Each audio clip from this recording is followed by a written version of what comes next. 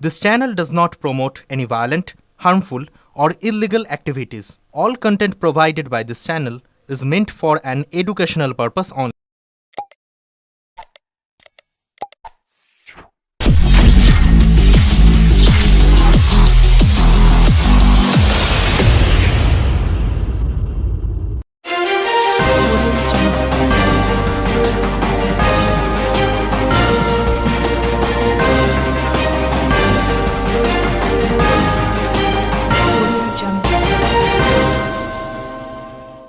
পনেরো দিনের জল কাটিয়ে মাহেশের ৬৩০ বছরের নবযৌবন উৎসবে ভক্তদের দর্শন দিলেন জগন্নাথ দেব। হুগলির মাহেশের ৬৩০ বছরের ঐতিহ্যবাহী জগন্নাথ মন্দিরে মহা আড়ম্বরে পালিত হল নবযৌবন উৎসব। স্নানযাত্রার পর লোকাচার অনুযায়ী জগন্নাথ দেব, বলরাম ও সুভদ্রা অনাবসর কক্ষে ১৫ দিন অবস্থান করেন। বিশ্বাস করা হয়, স্নানযাত্রার পর মহাপ্রভুর জল আসে। সেই ১৫ দিনের অনাবসর পর্ব শেষে সুস্থ হয়ে নবযৌবন রূপে ভক্তদের দর্শন দেন তিনি। এই বিশেষ দিনটি নবযৌবন উৎসব হিসেবে পালিত হয়। উৎসব উপলক্ষে মহাপ্রভুর উদ্দেশ্যে ৫৬ রকম ভোগ নিবেদন করা হয়। পাশাপাশি জগন্নাথ, বলরাম ও সুভদ্রাকে নতুন বস্ত্র, অলংকার এবং রাজবেশে সুসজ্জিত করা হয়। ভোর থেকেই মন্দিরে ভক্তদের ঢল নামে। সকাল ৭টার আগেই মন্দিরের মূল ফটক এবং গর্ভগৃহের দরজা খুলে দেওয়া হয়, যাতে ভক্তরা নবযৌবন রূপে মহাপ্রভুর দর্শন করতে পারেন। একই দিনে পুরীর শ্রী জগন্নাথ মন্দিরেও নবযৌবন উৎসব পালিত হয়। পরদিনই অনুষ্ঠিত হবে বহুল প্রতীক্ষিত রথযাত্রা। লোকবিশ্বাস অনুযায়ী নবযৌবন দর্শনের পরদিনই জগন্নাথ দেব রথে আরোহণ করে মাসির বাড়ির উদ্দেশ্যে যাত্রা করেন। মাহেশের নবযৌবন উৎসবকে ঘিরে এদিন সকাল থেকে ছিল উৎসবের আবহ। জগন্নাথ দেবের আশীর্বাদ নিতে মন্দিরে উপস্থিত হন মন্দিরে দিলীপ ঘোষ, মন্ত্রী ভাস্কর ভট্টাচার্য, ব্যারাকপুরের বিধায়ক কৌস্তব বাগচি, চন্দননগরের বিধায়ক দীপাঞ্জন গুহ সহ বহু বিশিষ্ট ব্যক্তি। মাহেশে এসে দিলীপ ঘোষ সংস্কৃত শ্লোক উদ্ধৃত করে মানব জীবনের মূল্যবোধের কথা তুলে ধরেন। তিনি বলেন, মানুষ ও পশুর মধ্যে মূল পার্থক্য হলো মানুষের মধ্যে ভয়, লজ্জা, বিবেক ও ধর্মবোধ রয়েছে, যা পশুর মধ্যে থাকে না। ধর্মের প্রকৃত অর্থ ব্যাখ্যা করতে গিয়েও তিনি সংস্কৃত শ্লোকের উল্লেখ করেন। তার কথায়, ত্যাগের মধ্যে দিয়েই ভগবানের দর্শন লাভ সম্ভব।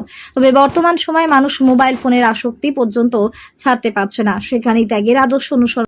ব্যুরো রিপোর্ট, আমার কলকাতা নিউজ। তো বলছে পার্থক্য কি তাহলে মানুষ আর পশুর মধ্যে?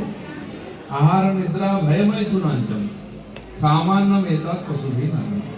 আহার, নিদ্রা, ভয়, এ দেখুন আপনার আমার মধ্যেও আছে, গরু ছাগল কুকুরের মধ্যেও আছে। তাহলে সব সমান হয়ে গেল, পশু হয়ে গেল। পশু আর মানুষের মধ্যে এগুলো কমন। তাহলে পার্থক্য কি? ধর্ম হইতে সাম অধিক বিশেষ। ধর্ম হচ্ছে সেই জিনিস, সে পশুকে আর মানুষকে আলাদা করে। পশু জন্তু এরকমই আছে। আপনি গরুকে ছেড়ে দিলে অন্য জমিতে গিয়ে ধান খেয়ে নেবে, সে বোঝে না ভালো মন্দ, কার জমি কি নেয় নি। আমরা কিন্তু করি না, আর করলে তার জন্য আইন আছে। তো ন্যায় অন্যায় আমরা জানি। তো ধর্ম হইতে এসব অধিক বিশেষ ধর্মে না হীন পশুভি সমানা। যদি আপনার আমার মধ্যে, মানুষের মধ্যে সে ধর্মবোধ না থাকে, ধর্ম মানে ন্যায় অন্যায় বোধ। টিকি তিলক হইতে পরে খালি ঘন্টি নাড়ালাম, এটা ধর্ম নয়। এ সামান্য একটা অংশ মাত্র আধ্যাত্মিক হয়। কিন্তু ন্যায়, নীতি, পরোপকার, সত্য, মিথ্যা বোধ, এটা হচ্ছে ধর্ম। এই ধর্মবোধ যার মধ্যে না থাকে সে পশুর সমান, এটা আমাদের শাস্ত্র বলেছে। তো আমরা ব্যবহার সেরকম করি যাতে পশুর থেকে উপরে আসতে পারি, নাহলে নরদেহে নরপশু হয়ে যাবো আমরা। মানুষের বিকাশ ওইভাবেই হয়েছে। জলের মধ্যে মাছ, মহিমা থেকে আরম্ভ করে কচ্ছপ, তারপরে বরাহ, এরকম করতে করতে নৃসিংহ আধা মনুষ্য আধা পশু, তারপরে পরশুরাম, রাম, কৃষ্ণ, ধীরে ধীরে উচ্চ স্তরের আত্মার দর্শন পেয়েছি। তারা মহান কাজ করেছেন, তাই তাদেরকে আমরা বাড়িতে রাখি, তাদের নাম নিই, দিয়ে ছেলে মেয়ের নামও তাদের নামেই নিই, রাম, সীতা, লক্ষ্মণ, কৃষ্ণ। কেন করি? হরি যে সারাদিনে একবার তো ছেলেকে ডাকবে, রাম কোথায় গেলি, তো ভগবান নাম না হবে, না তো এই দৌড়াদৌড়িতে কেটে যাবে। হরে কৃষ্ণ কি করছিস, তো কৃষ্ণের নাম রাখলে কৃষ্ণের নাম হবে। তো এই কলির যুগে নামই সবচেয়ে বড়, আর কিছু করতে পারবেন না। সারাদিন একবার বসে একটু হরি নাম করুন, হরে কৃষ্ণ হরে রাম করুন, সকালবেলা হোক, বিকালবেলা হোক, রাত্রেবেলা হোক, বা মন্দিরে হচ্ছে গিয়ে একটু বসুন, তাতেই মন শরীর পবিত্র হবে, তাতেই মুক্তি হবে। বড় পুজো পাঠ একটু করতে পারবেন, মন এত চঞ্চল, আর যেটুকু বাকি ছিল মোবাইল এসে 12টা বাজে। আধ ঘন্টায় যে মোবাইল হারিয়ে, আমার মোবাইল কোথায়, আমার মোবাইল কোথায়, ছেলে হারিয়ে গেল চিন্তা নেই। মায়ের চিন্তা মোবাইলটা কোথায় গেল, রিল দেখতে পাচ্ছে। তো এই যে মানুষের জীবনকে আরো জটিল করে দিচ্ছে, অস্থির করে দিচ্ছে, এই সমস্ত নতুন নতুন আবিষ্কার হচ্ছে, আর আমরা ওটা একবার ধরে নিলে আর ছাড়তে পারছি না। সেজন্য এই সব থেকে তেনা তত্ত্বেনা ভিঞ্জিতা গীতা বলেছেন, ত্যাগের মাধ্যমে ভোগ। কি ত্যাগ করবেন আপনি? একটা মোবাইল ত্যাগ করতে পারেন না 2 ঘন্টা, পায়খানা পেচ্ছাপ ত্যাগ করতে করতে জীবন শেষ। আর কি ত্যাগ? ত্যাগ তো অন্যের জন্য চিন্তা ভাবনা করে, এটাও ত্যাগ। বাড়িতে বাবা মা ছেলে বউর কথা সবাই ভাবে, তাদের জন্য করে, এটা কোনো করা নয়, এটা তো আপনার শরীরের অঙ্গ। তার বাইরে যার সঙ্গে আপনার কোনো স্বার্থের সম্পর্ক নেই, আত্মীয়তা নেই, রক্তের সম্পর্ক নেই, তার সম্বন্ধে যখন ভাববেন, সেটাই হচ্ছে পরোপকার, সেটাই হচ্ছে ত্যাগ। এটা যে করতে পারে তার জীবনে মুক্তি হয়। নাহলে এর মধ্যে ঘোরাঘুরি ধাক্কা ধাক্কি দুটোপুটি করতে করতে জীবনটা কেটে যাওয়া, আপনি বুঝতে পারবেন না 60-70 বছর হয়ে গেল। তাই এই কলিযুগে ভগবানের নাম করুন, হরে কৃষ্ণ হরে রাম, আর নিজের মনের শান্তি, শরীরের শান্তি, পরিবারের শান্তি, সঙ্গে বিশ্বের শান্তি হয়। চারিদিকে লড়াই চলছে, বম বন্দুক কামান গোলা, হ্যাঁ মাইন্স সব চলছে, বম্বিং হচ্ছে, উপর থেকে মিসাইল মারছে। কি জন্য? মানুষকে মারার জন্য এত টাকা খরচা করা হচ্ছে। এই যে দুর্বুদ্ধি, এর থেকে মানুষকে মুক্তি দিতে হবে। সেই জন্য হরে কৃষ্ণ হরে রাম বললে তার বুদ্ধির শুদ্ধি হবে, শরীরের শুদ্ধি হবে। বিনা কারণে হিংসা করবে না। উগ্রপন্থীরা এসে হাজার হাজার গরিব মানুষকে, সাধারণ মহিলা বাচ্চাদের মেরে দিচ্ছে। কে দিচ্ছে দুর্মতি? তাদের মধ্যেও এই যে বোধকে নিয়ে যেতে হবে। তাই মানুষকে মানুষ করতে হবে, মানুষের মধ্যে দেবত্বকে জাগাতে হবে। এটাই আমাদের ধর্ম। ভগবান জগন্নাথ তার প্রতীক। আমার সৌভাগ্যবান এরকম একটা দেশে জন্মগ্রহণ করেছি যেখানে ভগবান নিজে আসেন। দুনিয়ার 100-200টা দেশ আছে, কোথাও ভগবান গেছেন কেউ বলতে পারবে? ভুল করে যান, এত উন্নত সুন্দর দেশ, এত ভালো যাতায়াতের ব্যবস্থা, খাওয়া দাওয়া কোনো অভাব নেই। ভগবান ওখানে কখনো যান না। দেখুন ভগবান জগন্নাথ এখানে বসে আছে। উড়িষ্যা সবচেয়ে গরিব স্টেট ছিল, বাংলা গরিব স্টেট। চাল ডাল আলু কচু মচু এইসব খেয়ে থাকেন, তাতেই আনন্দ তৃপ্তি করে। পান্তা খান ঠাকুর, প্রধান তার প্রসাদ হচ্ছে পান্তা, পখাড়া ভাত। আমি দেখেছি একজন পণ্ডিত মশাই আর এরকম করে নিয়ে যাচ্ছেন হাঁড়ি করে পান্তা, পুরীর মন্দির থেকে বেরিয়ে দিয়ে ওই দিক থেকে আসতেছিলাম। কলেজে পড়া মেয়ে, ঠাকুরের ঠেকে পখাড়ো দিও বলে, ওই ঠাকুর একটুখানি আমারই হাতে দিল, ওইটাকে পঞ্চামৃতের মতো খেয়ে শ্রদ্ধার সঙ্গে করছে। এটা হচ্ছে ভক্তি। ভগবানের সঙ্গে আমাদের সেই সম্পর্ক সমস্ত পবিত্র। সেই জন্য প্রত্যেকটি মানুষের ভগবান জগন্নাথের শ্রীচরণে এসে নিজেকে অর্পণ করে তার নাম জপ করে জীবনকে উদ্ধার করা উচিত। তাহলেই কলিযুগে সমস্ত পাপ তাপ থেকে মুক্তি পাবেন, নাহলে যন্ত্রণা বাড়তেই থাকবে। জয় জগন্নাথ। সে জগন্নাথ মন্দির তো ঐতিহাসিক, 600 বছরের বেশি পুরনো। তো দূর থেকে রথ দেখেছি, ভগবানকে মন্দিরে দেখার সুযোগ হয়নি। আজকে সেটা নবযৌবন প্রাপ্ত হয়েছেন ভগবান স্নান যাত্রার পরে। আজকে বিশেষ পুজো আর দর্শন ছিল, ওনারা বলেছিলেন আসতে, সেই সুযোগ হয়েছে আজকে ভগবানকে পাশ থেকে দেখা।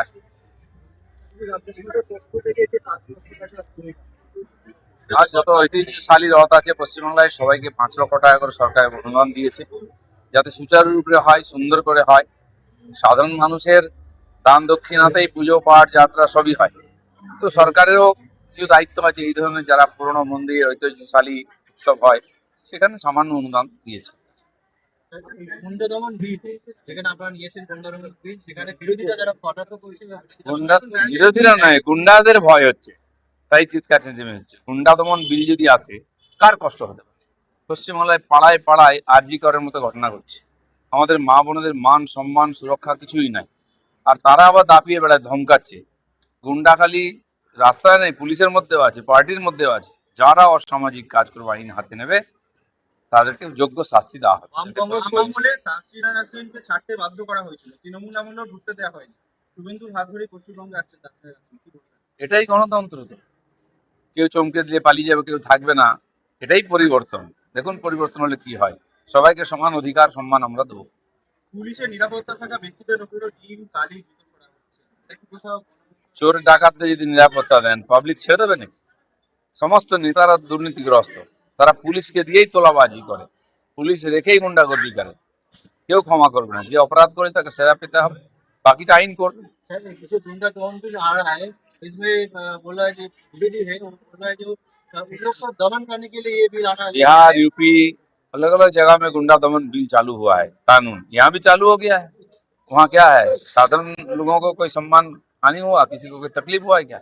आज तो जो गुंडा को पाल रहे थे वो डर रहे हैं कि क्या होगा, और उसका शुरुआत हो गया है बारुईपुर से। আজ আমাদের শুক্ল অমাবস্যা তিথি, আজকে নবযৌবন উৎসব। মাহেশের নবযৌবন উৎসব খুবই বিখ্যাত। এই এতদিন ধরে যে অনবসর সেবা চলেছে, আজকের দিনে আমাদের মাহেশের নবযৌবন উৎসব। সকাল থেকে দরজা খুলে গেছে গর্ভগৃহের, ওনাকে অগণিত ভক্তদের ঢল নেমেছে ওনাকে এক পলক দেখবার জন্য। ওনাকে পুষ্পমাল্যে ভূষিত করানো হয়েছে, সোনার মুকুট পরিয়ে দেওয়া হয়েছে, কান পরিয়ে দেওয়া হয়েছে, হাত পরিয়ে দেওয়া হয়েছে। উনি রাজা সেজে বসে আছেন এই বেদিতে। এবং আজকের দিনে অভিষেক প্রাণ প্রতিষ্ঠা চক্ষুদান হয় মহাপ্রভুর হোম যাগযজ্ঞের মাধ্যমে। এবং এনাকে আজকে বিভিন্ন ভক্তগণেরা আছেন, এনাকে মিষ্টান্ন নিবেদন করেন। ওই মিষ্টি খেয়ে উনি আজকের দিনে, যেমন উনি বালক সেজে উনি মিষ্টান্ন খেয়েছিলেন, সেই পৌরাণিক ইতিহাস আছে। তাই জন্য আজকের দিনে সকল ভক্তগণেরা ওনাকে মিষ্টান্ন নিবেদন করতে আসেন, সেই গুটকে সন্দেশ এবং বালা সন্দেশ, সেই মাহেশের ইতিহাস। তাই জন্য আজকের দিনে অগণিত ভক্তদের ঢল নামে এবং সারাদিন ব্যাপী পূজা অর্চনা চলবে। সন্ধ্যাবেলায় সাংস্কৃতিক অনুষ্ঠানও আছে এবং আগামী 16ই জুলাই শুক্ল অমাবস্যা দ্বিতীয়া তিথি, এই দিনে আমাদের পরশুদিন আমাদের ঐতিহাসিক 630 বছর শ্রীপাঠ মাহেশের ঐতিহাসিক রথযাত্রা উৎসব আমরা সুষ্ঠুভাবে নির্বিঘ্নে সুসম্পন্ন করতে চলেছি। প্রশাসনিকভাবে প্রশাসন যথেষ্ট আমাদেরকে সাহায্য করছে, যথেষ্ট সজাগ আছে। কারণ লক্ষ লক্ষ ভক্তের ঢল নামে মাহেশে। রথযাত্রা বলতেই পশ্চিমবঙ্গে যদি কোনো রথের কথা উল্লেখ হয়, প্রথম সেটি হচ্ছে মাহেশ। কারণ এই মূর্তি তো আর কোথাও নেই। তাই জন্য পুলিশ প্রশাসন যথেষ্ট সজাগ। সরকার, আমাদের পশ্চিমবঙ্গ সরকার, সনাতনী সরকার আমাদের জন্য অনেক করছেন, করবেনও আগামী দিনে। আমি এই আশা রাখি। আমি ধন্যবাদ জানাবো আমাদের মাননীয় মুখ্যমন্ত্রী শুভেন্দু অধিকারী মহাশয়কে। আমি ধন্যবাদ জ্ঞাপন করব আমাদের মাহেশ জগন্নাথ মন্দির জগন্নাথ জিউ ট্রাস্টি বোর্ডের পক্ষ থেকে। 5 লক্ষ টাকা তো এবারে অনুদান দিয়েছে, আরো ডেভেলপ করার জন্য। গতকালই আমাদের কাছে 5 লক্ষ টাকা অনুদান এসেছে। তো আমি এর জন্য অত্যন্ত আপ্লুত এবং আমাদের সকল সেবায়িত বৃন্দ খুশি এর জন্য, যাতে আমরা এই রথযাত্রা উৎসব আরও ভালোভাবে, আরও সুন্দরভাবে আমরা করতে পারি। তার জন্য পশ্চিমবঙ্গ সরকার যে হাত বাড়িয়ে দিয়েছে, এর জন্য আমরা অত্যন্ত আনন্দিত।